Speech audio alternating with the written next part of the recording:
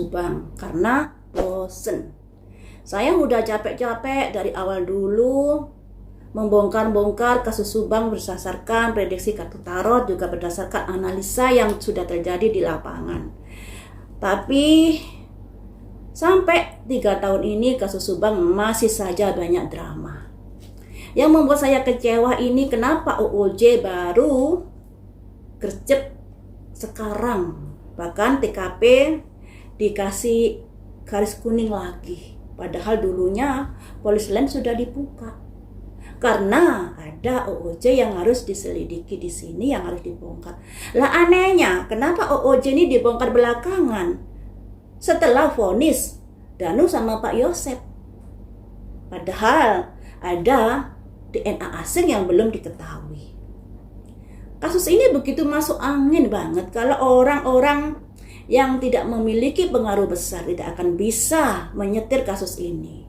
Dulu saat Bu Sumi Hastri forensik kedua, dia kan dalam podcastnya dari Deddy Corbuzier gregeten. Harusnya sudah bisa ditetapkan tersangka. Ternyata dari otopsi kedua itu sudah didapati luka Danu yang ada kesesuaian dengan korban. Tapi kenapa hingga saat itu belum sampai ditetapkan sebagai tersangka? Dan saya melihat banyak kepanikan yang terjadi, terutama di kubunya Yoris Danu setelah adanya forensik kedua. Yang kemudian didampingi pengacara, yang tadinya kan nggak didampingi pengacara. Saya nggak bersalah, untuk apa saya didampingi pengacara? Tapi setelah adanya forensik kedua itu, pada akhirnya Yoris Danu didampingi pengacara.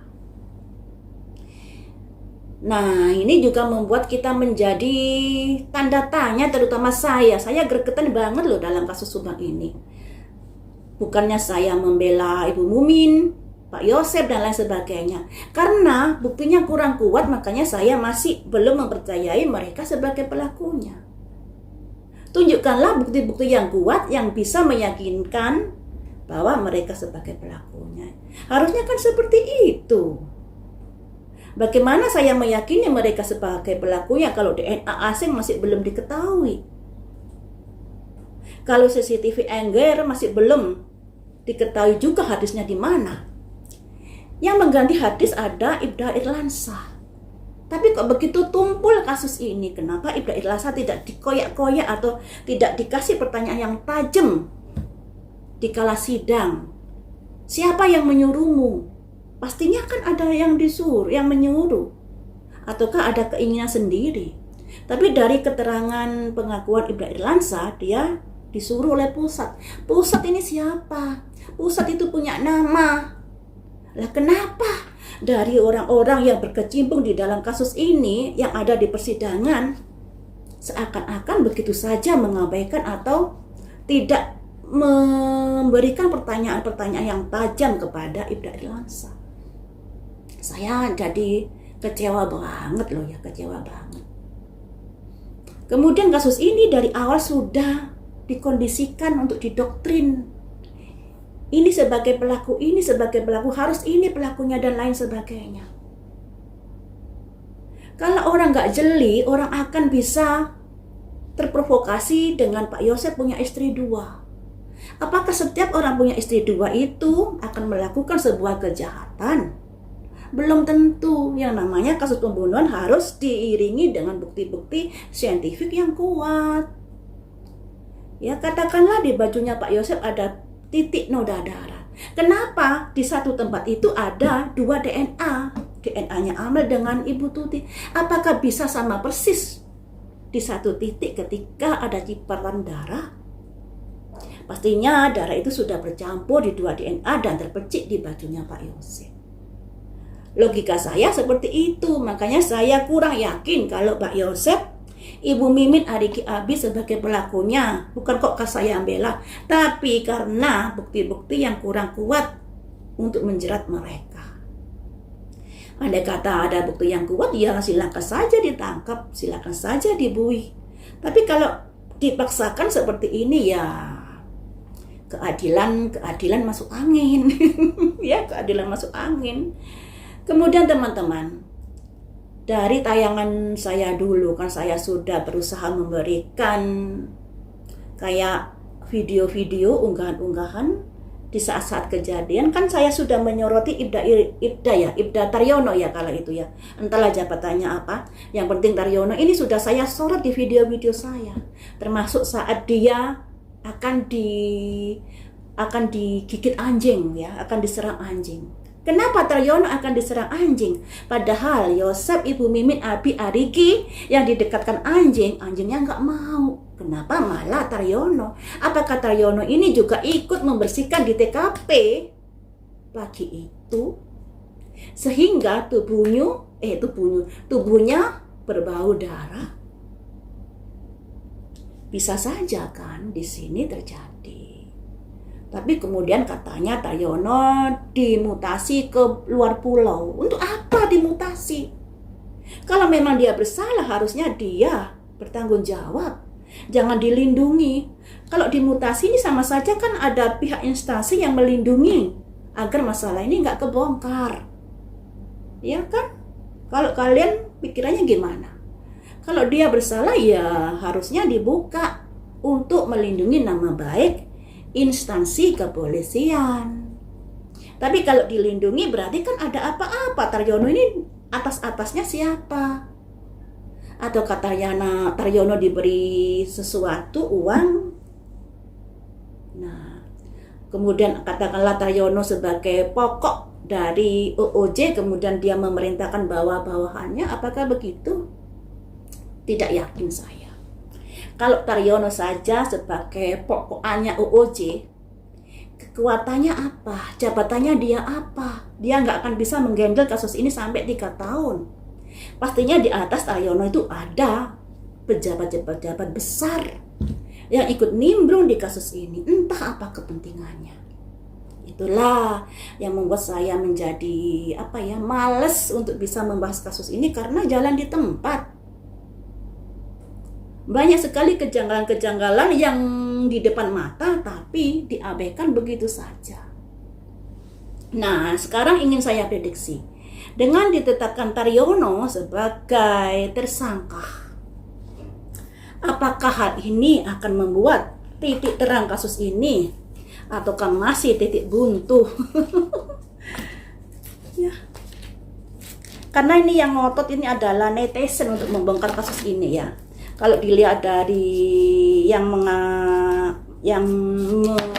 menyelidiki kayaknya sudah tobat dari dulu-dulu. Makanya ketika mau diumumkan diganti pimpinannya. Ketika mau diumumkan nggak jadi dan lain sebagainya. Jadi kayaknya yang menangani kasus ini sudah tobat-tobat. Kalau tobat-tobat berarti yang menangani ini di atas dari yang menangani pasti ada orang yang jabatannya lebih tinggi. Pasti itu. Kembali ke Taryono ya. Apakah dengan ditetapkannya sebagai Taryono tersangka OOJ di kasus ini bisa membuat kasus ini terang benderang?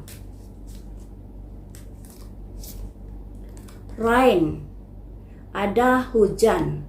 Hujan itu kalau turun akan membersihkan debu-debu. Ya.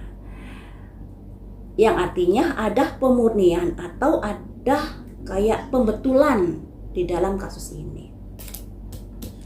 Apakah pembetulan ini pada akhirnya membuat terang benderang? Ada hal-hal baru yang akan muncul, yang akan diungkapkan oleh Taryono nantinya. Ada simbol rabbit, kelahiran kembali, masalah-masalah baru, hal-hal baru yang akan muncul di dalam kasus ini.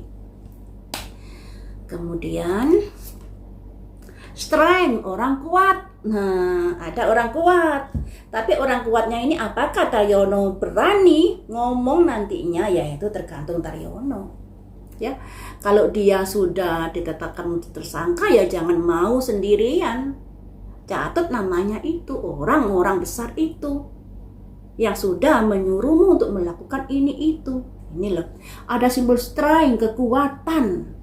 Apakah orang besar ini nanti bisa terungkap atau Taryono berani menyebut nama orang besar ini?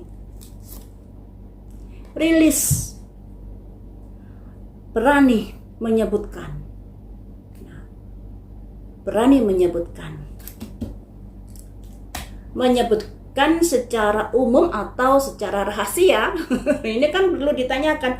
Kalau secara umum berarti kita akan tahu ada keterbukaan di kasus ini, tapi kalau secara rahasia ya sama juga bohong ya toh. Sinergi. Jadi sedikit banyak dia nanti akan ngomong siapa yang menyuruhnya. Ada sinergi. Volatility gunung meletus. Nah, semoga saja Taryono mau bicara jujur di sini. Ya, mau bicara jujur karena di sini ada volcano, volatility gunung meletus. Yang kita tunggu pada akhirnya akan terungkap di sini siapa yang akan menjadi dalam kasus ini. Selanjutnya.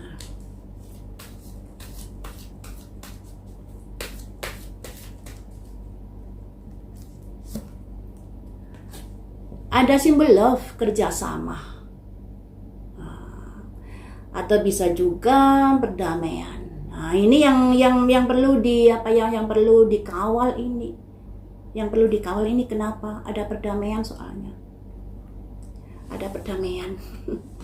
Jadi teman-teman, setelah Taryono mengatakan sesuatu yang ada kaitannya dengan siapa yang menyuruhnya, sinergi, makanya di sini ada gunung meletus.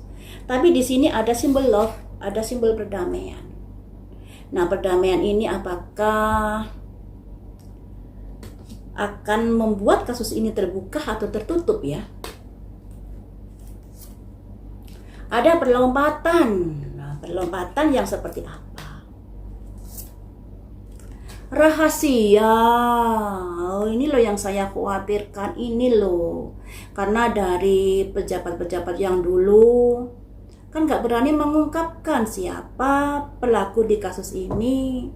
Hanya karena dorongan netizen, kemudian juga dari Pak siapa di Reskrim, Pak Sudir ya, Pak Sudir pada akhirnya menindaklanjuti kasus ini, tapi ya masuk angin. Kenapa saya bilang masuk angin? Karena banyak sekali kejanggalan-kejanggalan saat prarekonstruksi yang sudah dilakukan Danu. Ya. Tapi ya entahlah, kita butuh dari otaknya di sini yang bisa membongkar semuanya. Sebenarnya dari Taryono ini harusnya bisa membongkar, makanya di sini ada volatility. Harusnya bisa membongkar di sini karena apa yang dikatakan Taryono akan sinergi dengan kejadian di TKP. Sinergi. Tapi sayangnya di sini ada simbol love. Ada perlompatan, gerak cepat, dan ada selitut kerahasiaan yang harus dijaga. Ini. Jadi yang dikorbankan adalah orang-orang yang nggak punya kekuatan. Ya, yang dikorbankan adalah orang-orang yang nggak punya duit, nggak punya kekuatan dan lain sebagainya. Karena otaknya ternyata masih akan terlindungi di sini. Ya, seperti itu kasus Subang. Jadi buat kalian yang kapan hari sudah pro ini, pro itu, hilangkan itu semua. Hilangkan itu, jangan nyudutkan ini dan itu. Kawal kasus ini sesuai bukti saintifik ya. Jangan ada kebencian yang mendarah daging yang pada akhirnya menghakimi ini harus bersalah, ini harus bersalah, ini harus bersalah. Tidak begitu dalam kasus hukum. Harus ada kesesuaian dengan alat bukti. Dan sebenarnya Taryono ini nanti bisa membuka kasus ini menjadi terang benerang. Ada volatility, ada simbol sinergi, tapi sayangnya di sini ada sesuatu yang membuat adanya tindakan-tindakan yang pada akhirnya kayak ada sesuatu yang ditutupi ini. Nah, siapa yang ditutupi ini? Ya pastinya orang besar. Pastinya orang besar yang memiliki nama besar, memiliki pengaruh besar semuanya.